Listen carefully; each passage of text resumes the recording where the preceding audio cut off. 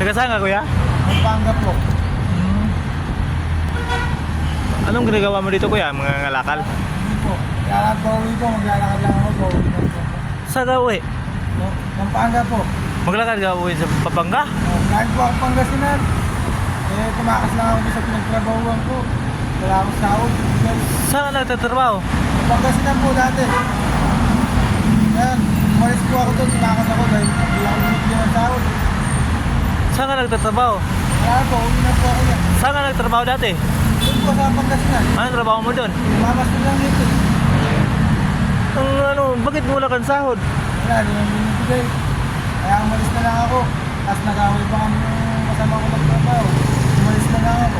Kawawa ka naman, di ka pinapasahod? Hindi lang.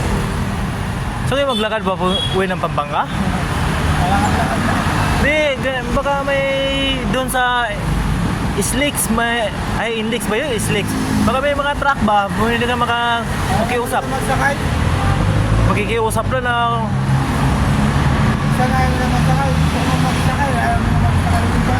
kailan ka ba naglakad yung ulit? Ay, nag-umpisa lakad? Mga ilang araw na ngayon. Siguro. Kaya paikot-ikot na ako. Wala na mong gagawin ko. Kaya mabait na lang ako. Wala akong Pampanga. Ang lalayo nung kuya.